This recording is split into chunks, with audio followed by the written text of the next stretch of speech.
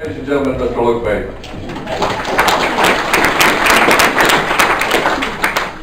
Thank you very much. Good crowd today. Like I said, I'm your Republican representative on the Board of Elections. I appreciate the confidence that the party's put in me, and I'll continue to try to do a good job of that. But enough about me, and let's get on to our wonderful speaker that we have here this morning. Just a little information about her. She's a graduate of Tuscola High School. She went on later to attend Haywood Community College, obtaining a degree in business administration. Following that, attended UNC Asheville, obtaining a degree in literature and language. And in 2000, she graduated from the Chapel Hill School of Law. She practiced law here in Western North Carolina until 2010, when she was elected judge to serve in our 30th district. And I think, just on a side note of that, I think her and a couple of the other candidates really changed how judges campaign and do a good job of getting out. First time I've ever seen, the judges really get out at events and let us know who they were, and I think they did a good job with that. She now resides in Clyde with her husband Nick Kellis, and they have 4 children and 8 grandchildren. So without any further delay, let's give a Macon County welcome to our speaker, Donna Forga.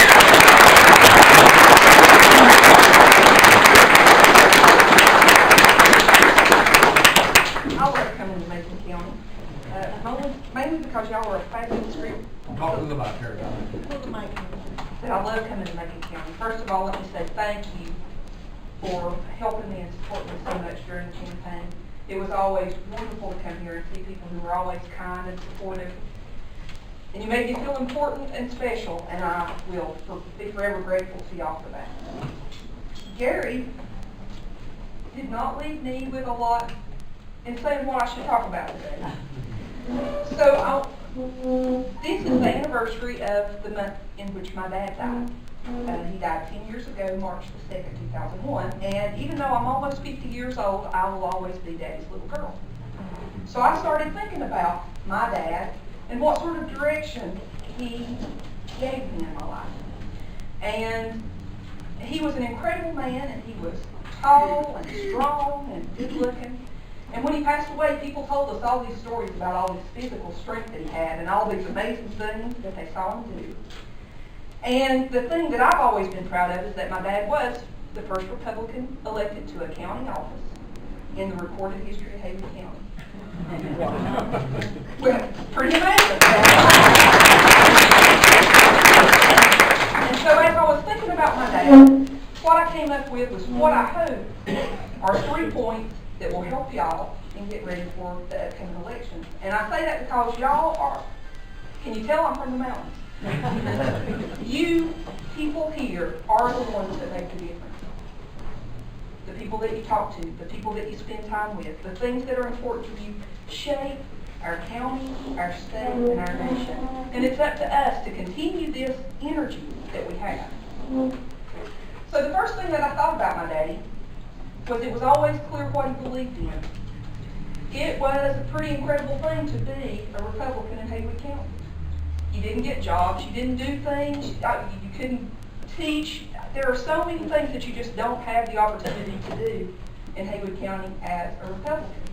But my daddy never wavered from being proud of being a Republican. I got to listen to a lot of what he said, and that makes me very proud to be the first Republican district court judge that anybody can remember ever being elected in this district. So I'm very tickled that I have that little piece of him in me. When I first came to practice in Macon County, there was a judge, and this was 10 years ago, and he took me into his office and he told me that he had a 5-year plan for me. And that 5-year plan was to convert me into being a Democrat. How's that working?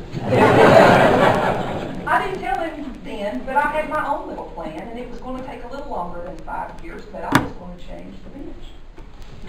So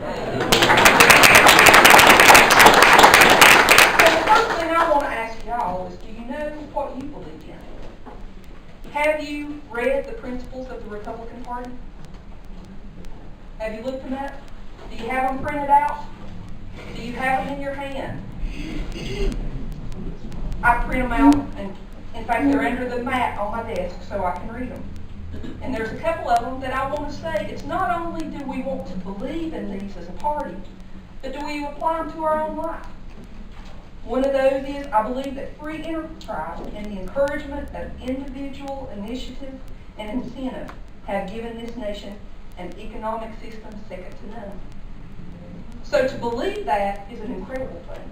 But as individuals, do we live that?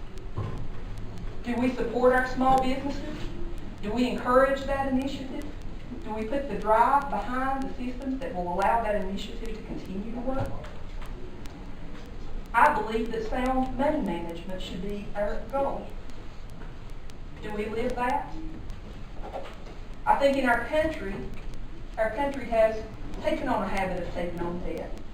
And it's made it a lot easier for us as individuals to live a little more carefully, to not save for our retirement, to depend on other systems to take care of us.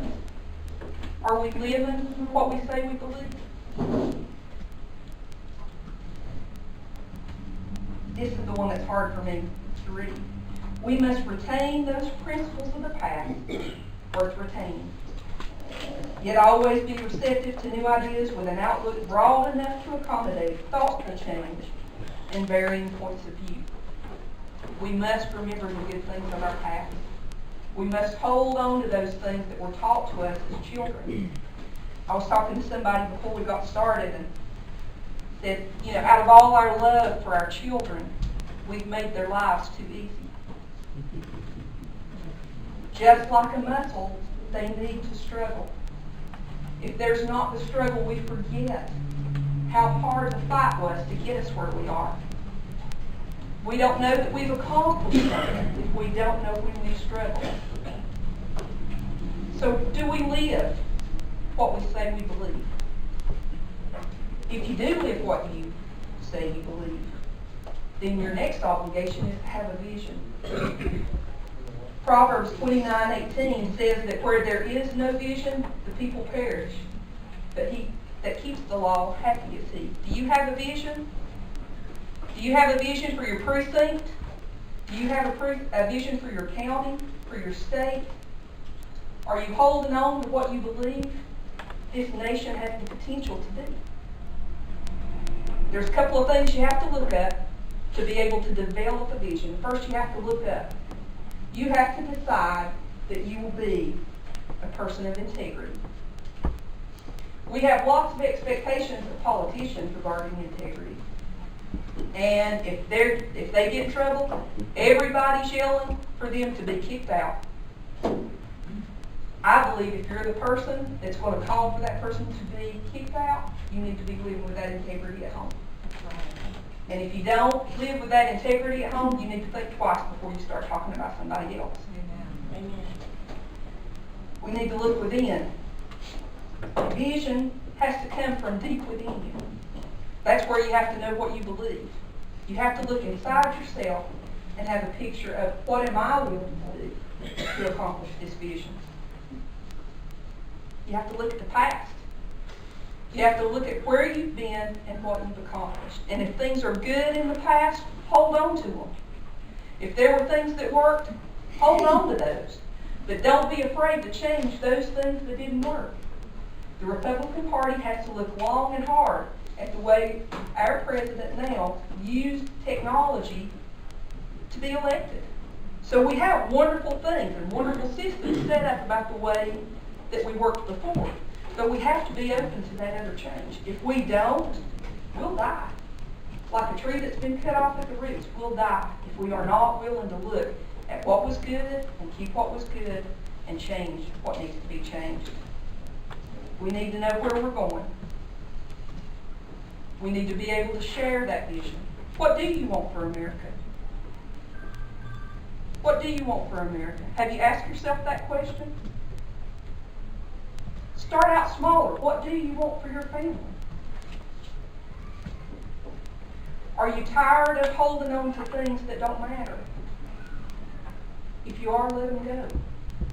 Hold on to what's important.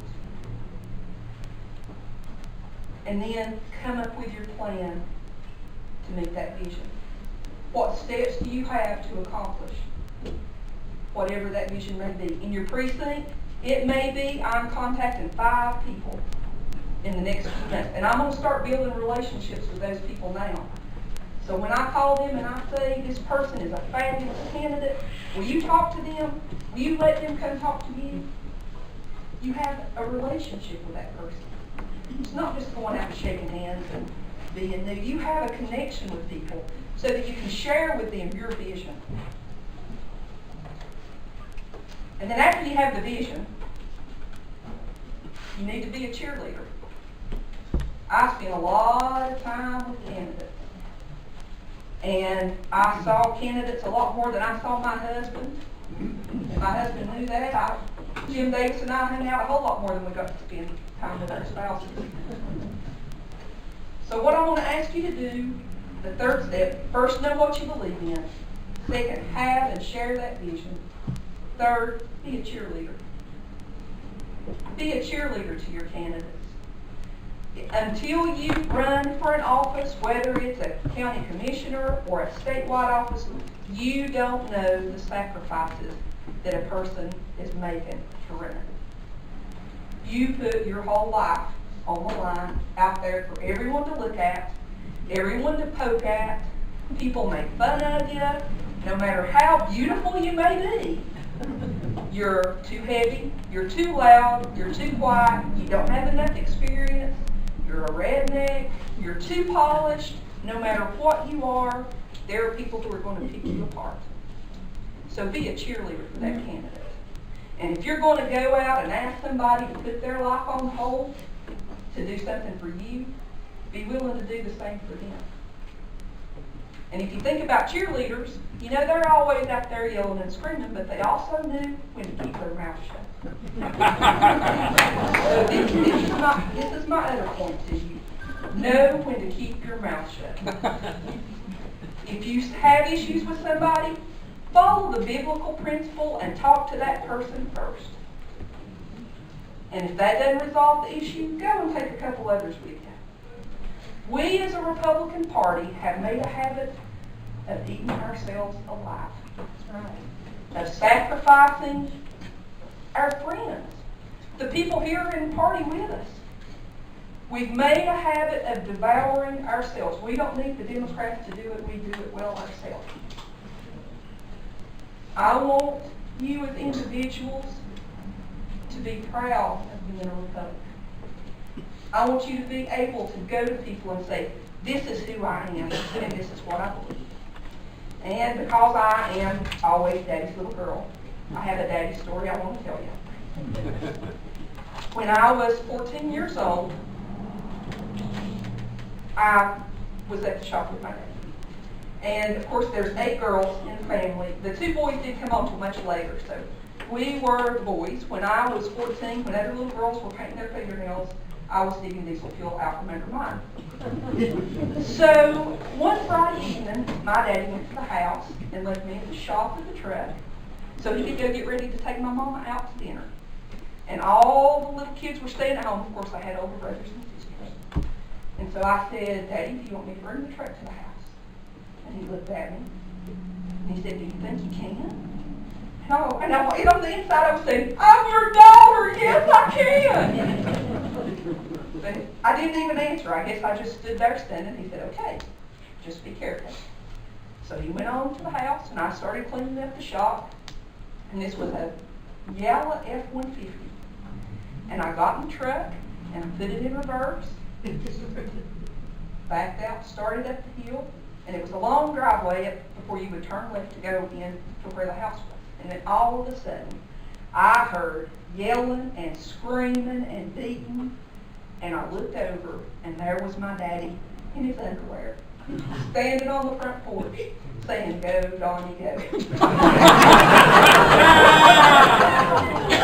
the cheerleader for your party. Even if it means standing out in your underwear.